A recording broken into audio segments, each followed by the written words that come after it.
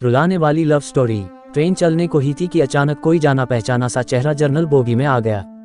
मैं अकेली सफर पर थी, सब अजनबी चेहरे थे। स्लीपर का टिकट नहीं मिला तो जर्नल डिब्बे में ही बैठना पड़ा। मगर यहाँ ऐसे हालात में उस शख्स से मिलना जिंदगी के लिए एक संजीवनी के समान था।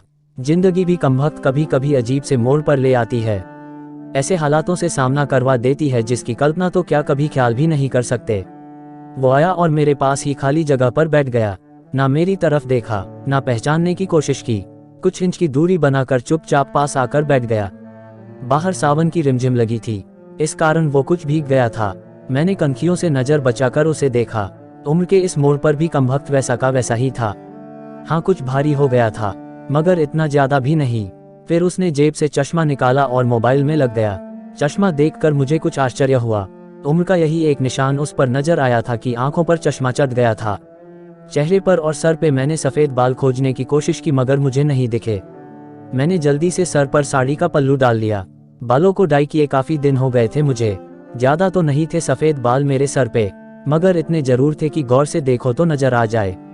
मैं उठकर बाथरूम गई, हैंडबैग से फेस वॉश निकाला, चेहरे को ढंग से धोया, फिर शीशे में चेहरे को गौर से देखा।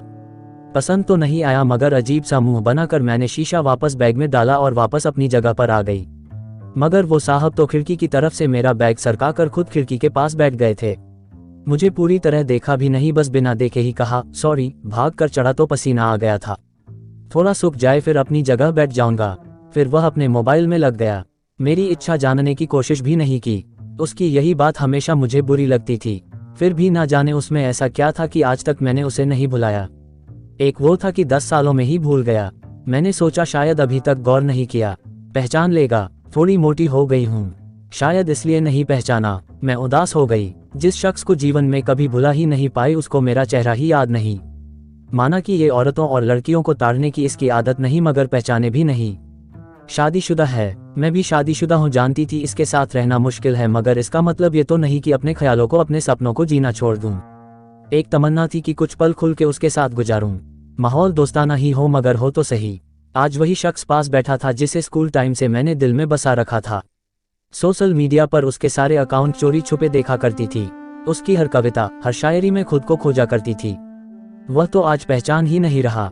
माना कि हम लोगों में कभी प्यार की पींगे नहीं चली, ना कभी इजहार हुआ। हाँ, वो हमेशा मेरी केयर करता था और मैं उसकी केयर करती थी। कॉलेज छूटा तो मेरी शादी हो गई और वो फौज में चला गया। फिर उसकी शादी हुई। जब भी गांव गई उसकी सारी खबर ले आती थी। बस ऐसे ही जिंदगी गुजर गई। आधे घंटे से ऊपर हो गया। वो आराम से खिड़की के पास बैठा मोबाइल में लगा था। देखना तो दूर, चेहरा भी ऊपर नहीं किया। मैं कभी मोबाइल में देखती, कभी उसकी तरफ। सोशल मीडिया पर उसके अकाउंट खोलकर देखे, तस्वीर मिलाए, वही था, पक्का वही, कोई शक नहीं था। वैसे भी हम महिलाएं पहचानने में कभी भी धोखा नहीं खा सकती। 20 साल बाद भी सिर्फ आंखों से पहचान ले। फिर और कुछ वक्त गुजरा, माहौल वैसा का वैसा था। मैं बस पहलू बदलती रही। फिर अचानक टीटी आ गया। सबसे टिकट पूछ रहा था। मैंने अपना टिकट दिखा दिया। उससे पूछा तो उसने कहा नहीं है। टीटी बोला फाइन लगेगा। वह बोला लगा दो। टीटी, कहाँ का टिकट बनाऊं? उसने जल्दी से जवाब नहीं दिया। मेरी तरफ देखने लगा। मैं कुछ समझी नहीं। उसने मेरे हाथ में थमी टिकट को गौर से देखा, फिर टीटी से बोला मोतिहारी। टीटी ने मोतिहारी की टिकट बनाकर दी और पैसे लेकर चला गया। वह फिर से मोबाइल में तल्लीन हो गया। आखिर मुझसे रहा नहीं गया। मैंने पूछ ही लिया मोतिहारी में कहाँ रहते हो?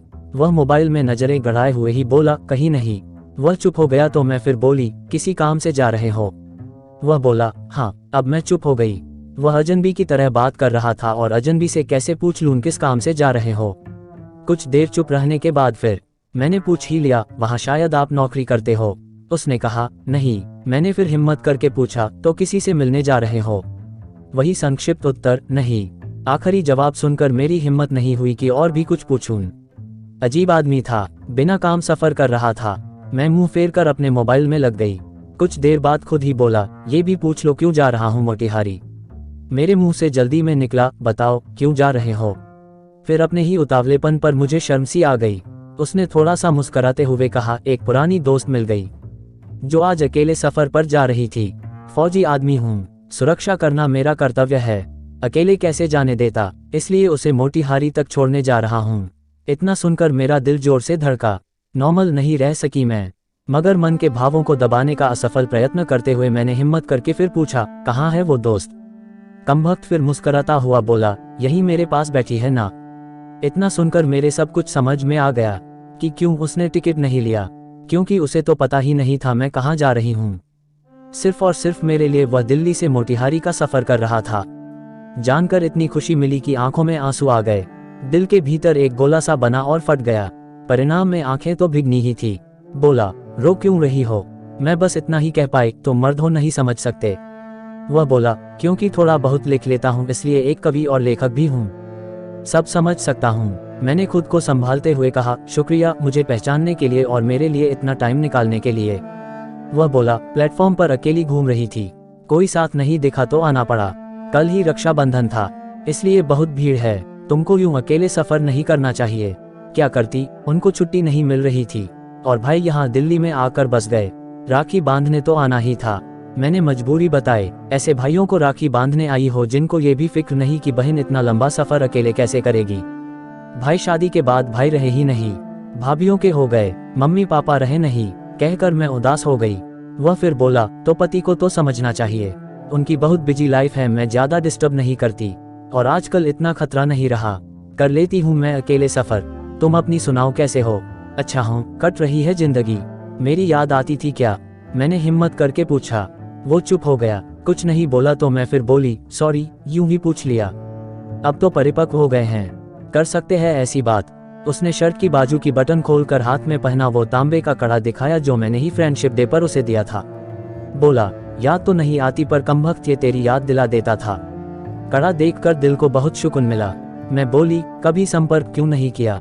वह बोला, डिस्टर्ब नहीं करना चाहता था, तुम्हारी अपनी जिंदगी है और मेरी अपनी जिंदगी है। मैंने डरते डरते पूछा, तुम्हें छू लूं? वह बोला, पाप नहीं लगेगा। मैं बोली, नहीं, छूने से नहीं लगता। और फिर मैं मोतिहारी तक उसका हाथ पकड़कर बैठी रही। बहुत सी बातें हुई। जिंदगी का एक ऐसा यादगार दिन था जिसे आखिरी सांस तक नहीं भुला पाऊंगी। वह मुझे सुरक्षित घर छोड़कर गया, रुका नहीं, बाहर से ही चला गया। कश्मीर थी उसकी ड्यूटी, चला गया। उसके बाद उससे कभी बात नहीं हुई, क्योंकि हम दोनों ने एक दूसरे के फोन नंबर नहीं लिए। हालांकि हमारे बीच कभी भी नापाक कुछ भी नहीं हुआ, एक पवित्र सा रिश्ता था, मगर रिश्तों की गरिमा बनाए रखना जरूरी था। फिर ठीक 1 महीने बाद मैंने अखबार में पढ़ा कि वो देश के लिए शहीद हो गया। क्या गुजरी होगी मुझ पर वर्णन नहीं कर सकती, उसके परिवार पर क्या गुजरी होगी पता नहीं। लोकलाज के डर से मैं उसके अंतिम दर्शन भी नहीं कर सकी। आज उससे मिले 1 साल हो गया है। आज भी रक्षाबंधन का दूसरा दिन है। आज भी सफर कर रही हूँ, दिल्ली से कानपुर जा रही हूँ। जानबूझकर जर्नल डिब्बे का टिकट लिया है मैंने।